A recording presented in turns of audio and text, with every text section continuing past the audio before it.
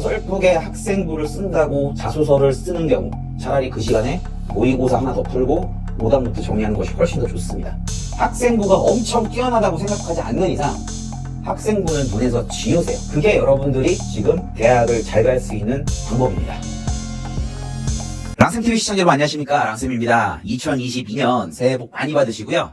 2022년에는 여러분들 원하시는 모든 일이 다 이루어지는 한 해가 되셨으면 좋겠습니다. 당연히 2022년 새 첫 번째 영상은 2023학년도 입시에 대해서 이야기를 할 건데요. 2023학년도 입시는 제가 몇 개월 전에 영상을 하나 올린 것이 있습니다.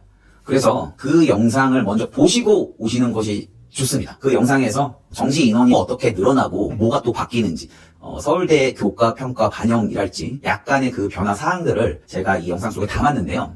제가 오늘은 이 2023학년도 입시를 어떻게 우리가 바라보면서 달려가야 될지 그 마음가짐, 그리고 현실적으로 내가 원하는 목표를 이루려면 어떻게 해야 될지 그런 거에 대해서 이야기를 해보려고 합니다. 2022학년도 입시는 혼돈의 연속이었습니다. 수시도 그랬고 정시도 그랬습니다. 수시에서는 교과 전형이 새로 생겼기 때문에 교과 전형에서 무언가를 노리려고 하는 학생들이 상당히 많았는데요. 실례로 내신 등급이 많이 안 좋은데 수능 최저를 못 맞출 가능성이 높은 친구들이 많다는 이러한 정보들을 통해서 소신 지원을 한 친구들이 많았는데요. 그래도 소신 지원의 이 기준이라는 게 있습니다. 그래서 너무 내신이 안 좋은데 학교에서 이런 추천을 한다? 그럼 여러분들은 과감히 교과 전형에 대한 도전을 피하시는 게 좋아요. 오히려 공부를 해서 보는 논술 전형을 그냥 6개 쓰시는 것이 현실적이기도 합니다. 정시에서도 전년도와의 비교를 할 수가 없었고, 그리고 의외로 수시 이원 인원이 많이 넘어오지 않았습니다. 그러니까 최대한 수시 인원을 대학에서 다 채우려고 엄청나게 노력을 했거든요. 그래도 정시 인원이 엄청 많이 늘어났고 2023학년도에도 정시 인원이 늘어나기 때문에 결국 2023학년도 입시의 키워드도 얼마나 수능을 잘 보느냐, 여기에 달렸습니다. 지금 퍼센테이지를 볼 때 아직도 수시 그 비중이 더 큰데요? 라고 얘기를 할 수 있는데, 인서울을 기준으로 이 수도권 대학들은 정시 인원이 40% 이상입니다. 그러면 나머지 교과와 학종, 논술 이런 식으로 나눠 먹는 상황이기 때문에 결국 가장 들어갈 수 있는 문이 넓은 것은 정시가 자명하겠죠. 그런데 고3 입장에서는 그동안의 학교에서 계속 들어왔던 패러다임, 수시를 놓치면 안 된다, 내신을 버리면 안 된다, 이러한 것들을 많이 듣고 왔을 거예요. 그럼 여기서 현실과 이상의 괴리가 발생을 합니다. 내신도 놓을 수 없고, 근데 몇 등급까지 올리면은 내가 원하는 대학을 갈 수 있을까? 사실 그게 지금 되게 의미가 없어지고 있는 추세예요. 교과는 대부분 학교장 추천 전형이기 때문에 전교 1, 2등의 싸움이고요. 학생부 종합전형 같은 경우에는 정시 인원이 많이 이원이 되는 바람에 여러분들이 가고 싶어하는 대학들은 학종으로 들어가기가 예전에 비해서 훨씬 더 어려워졌습니다. 그래서 될 수 있다고 생각한 친구들도 예비번호에서 걸려가지고 아쉽게 학생부 종합전형을 합격하지 못한 친구들도 있거든요. 자, 그리고 이 교과 전형은 수시 최저라는 게 존재를 하죠. 그래서 학교 내신을 잘 받았다고 하더라도 최저를 못 맞춘다고 한다면 전교 1등, 전교 2등, 전교 3등을 했는데 대학을 떨어질 수 있습니다. 그래서 수시로 들어가건 정시로 들어가건 무조건 수능은 잘 보고 여러분들이 입시에 임하셔야지, 내신이 안 좋으니까 정시로만 돌린다, 나는 생기부가 좋으니까 수시로만 대학을 간다, 이렇게 이분법적 사고를 하기에는 입시에서 수능의 비중이 너무나 크다는 것을 여러분들이 염두를 하셔야 돼요. 자, 물론 생부가 좋지 않은 학생들은 당연히 수능 공부에 매진을 하셔야 됩니다. 자, 지금 1월이 됐죠? 1월부터 여러분은 거의 재수생이라고 생각하시고 정말 하루 종일 공부를 하셔야 돼요. 아침 8시부터 일어나서 영어 단어 외우고 9시부터 공부하시면서 12시까지 공부하시고, 그 다음에 점심 먹고 약 30분 쉬고, 그 다음에 1시부터 6시까지 공부하고, 그 다음에 6시부터 또 밥 먹고 잠깐 쉬었다가 10시까지 또 공부를 하고, 이게 재수학원, 기숙학원의 패턴이잖아요. 고3 여러분들 이거 지키고 계신가요? 벌써 지금 재수를 준비해서 기숙학원 들어가서 공부를 하는 이런 친구들 많습니다. 공부를 한 4-5시간 하고 있다라고 해서 공부 많이 하고 있네, 이렇게 스스로를 자위하고 있을 때가 아니라는 거예요. 수능을 정말 잘 보기 위해서 이번 겨울방학 때 여러분들은 필사적으로 공부를 하셔야 됩니다. 자, 공부 방법은 본인의 성향에 따라 다 공부 방법이 달라요. 그래서 저 같은 경우에는 무조건 닥치고 공부를 해라 라고 얘기를 드리지만, 그 공부를 받아들이고 소화하는 것은 개개인마다 차이가 있기 때문에 여러분들에게 맞는 공부 방법을 직접 찾아보는 것이 가장 중요하다고 생각이 드는데요. 공부 방법을 찾았다고 여기서 그치는 것이 아니라 항상 공부에는 절대량이 동반이 돼야 됩니다. 아까 말씀드렸던 아침 8시부터 저녁 10시까지 식사를 하는 시간을 제외하고는 대부분 다 공부에 집중을 하시는 것이 여러분들이 해야 될 일입니다. 그거 말고는 절대로 성적이 나올 수가 없고요. 그냥 어영부영 공부를 하다 보면 3월달에 모의고사를 보고 불안해하기 시작하죠. 그리고 4월달 모의고사를 보고 그 다음에 바로 중간고사가 옵니다. 여기까지 여러분들이 어떻게 생각을 하냐면 내신도 버릴 수가 없겠구나 싶어서 모의고사 공부를 하다가 내신 때 내신 공부를 하잖아요. 그러고 난 다음에 6월 모의고사를 보고 깜짝 놀라죠. 성적을 보고. 그래서 내가 여기서 계획했던 것과 입시를 확 바꿉니다. 예를 들면은 논술 전형을 그때부터 기웃기웃거린다든지 뭐 갑자기 예체능계로 바꾼다든지 이런 경우도 있는데 그거는 많이 무모한 짓이고요. 지금부터 여러분들이 수능을 어떻게 하면 잘 볼까? 이 고민을 하시는 걸로만 고민을 줄여보세요. 이 입시라는 것이 불안 때문에 이것저것 다 시도를 하게 되는 거거든요. 제가 대학을 들어갈 때만 하더라도 수시로 뽑는 인원이 한 20%가 안 됐습니다. 그래서 전교에서 1, 2등 하던 친구들, 현재 교과전형과 같은 그러한 친구들을 제외하고는요, 무조건 수능이었어요. 그러니까 생각을 단순화할 수 있었습니다. 수능만 잘 보면 되는구나. 수능만 잘 보면 되니까 공부만 열심히 하면 되겠네. 이렇게 생각을 단순화할 수 있었는데 지금은 들어갈 수 있는 문이 너무 여러 개다 보니까 학생부도 해보면 될 것 같고 논술도 준비해보면 될 것 같고 다 될 것 같거든요. 최저도 맞출 수 있을 것 같고 다 될 것 같아요. 이게 지금 상황에서는 정말 안 좋은 공부 방법인 거예요. 그럼 어떻게 해야 되느냐? 무조건 수능을 잘 보기 위해서 수능 공부에 매진하라. 그거 말고 답이 없다. 이렇게 말씀을 드리고요.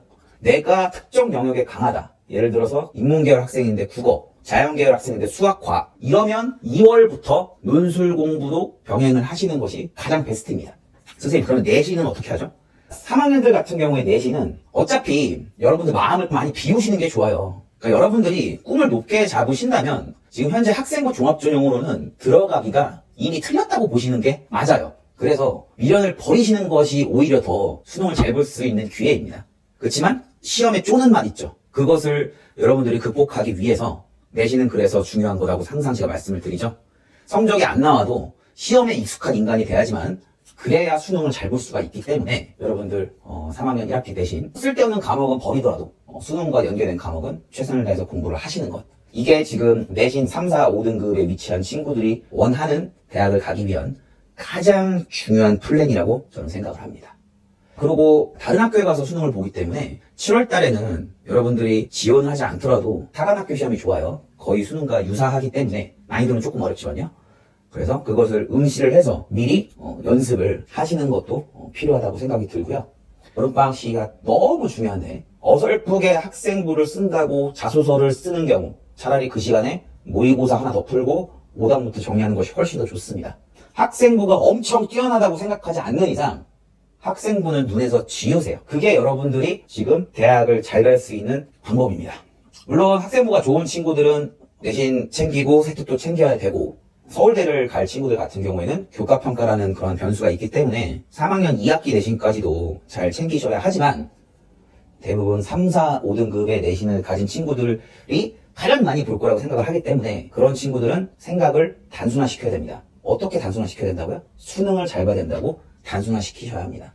그러면 2022학년도 수능이 여러분들의 바로미터가 되는데요. 2022학년도 수능에서 드러난 것은 문제 자체의 엄청난 어려움보다는 여러분들의 학력 자체가 너무 저하되어 있습니다. 그래서 기본기를 더욱 다지는 그러한 연습이 이번 겨울방학 때 필요할 것 같은데요. 개념을 확실하게 익히고 문제를 적용을 하면서 기출 분석을 직접 여러분들이 한번 해보시는 것이 필요할 것 같아요. 현재 성적이 어떻든지 간에. 만약에 이게 잘 모르겠다 싶으면 그런 대형 사이트에 있는 해설 강의랄지 유튜브에 나와 있는 풀이랄지 이런 것들을 보시면서 이래서 이 문제가 이렇게 출제가 된 거구나라는 거를 출제자의 의도를 파악하는 것이 가장 중요합니다.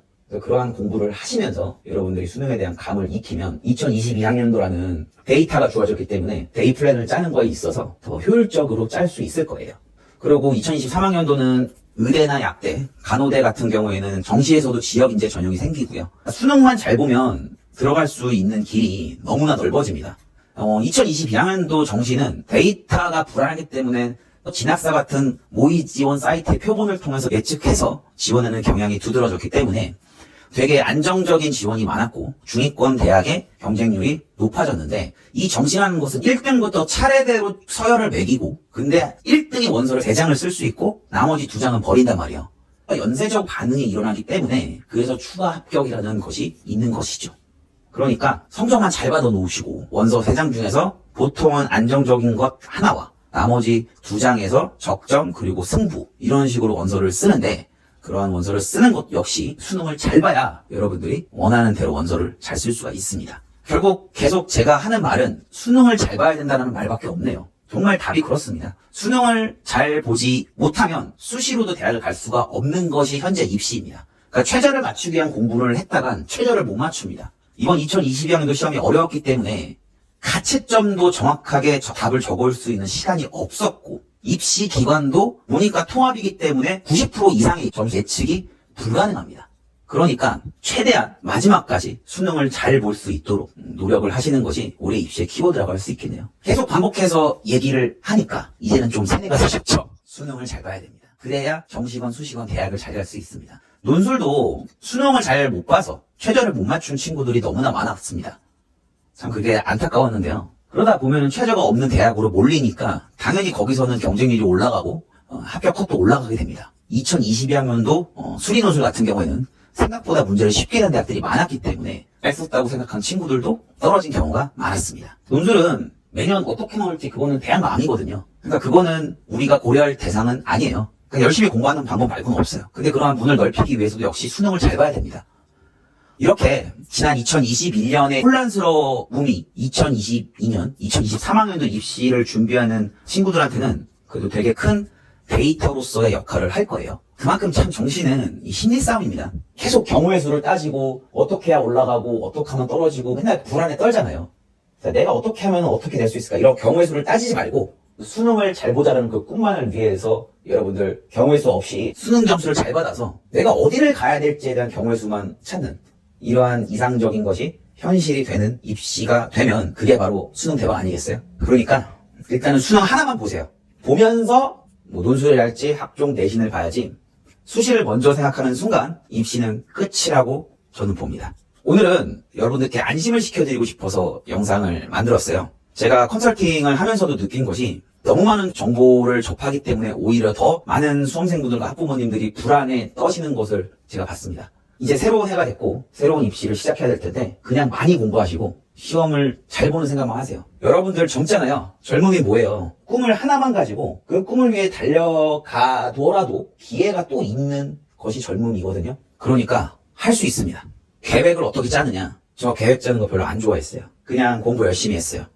모의고사 점수가 안 오르는데 어떡하죠? 수능 때 잘 보면 됩니다. 아무것도 신경 쓰지 말고 단순히 내 객관적인 위치를 보고 스스로에게 냉정해져야 됩니다. 냉정해지면서 자기 자신을 가혹하게 채찍질하고 그러면서 공부를 해나가면서 그걸 채워나가면 여러분들은 분명히 성공할 수 있습니다. 앞으로도 여러분들께 힘이 되는 그러한 유튜버가 되겠고요. 언제든지 궁금하신 것 있으시면 이왕이면 문자 주시면 제가 연락을 드릴게요. 학종이나 이런 상담 같은 경우는 그냥 단순 문자보다는 통화를 해야지만 어떤 상황인지를 파악할 수 있기 때문에 문자 주시고 논술에 대해서 궁금하다 역시 연락 주십시오. 저한테 배워서 논술 이번에 합격한 친구들도 몇몇 있습니다. 이 친구들 조만간 인터뷰할 예정입니다. 그래도 몇 년 전에 비해서 생각이 줄어들고 수능에만 매진할 수 있게 입시가 바뀌어줬어요. 그러니까 할 수 있습니다. 여기까지 해서 마치도록 하겠습니다. 랑쌤이었습니다. 감사합니다.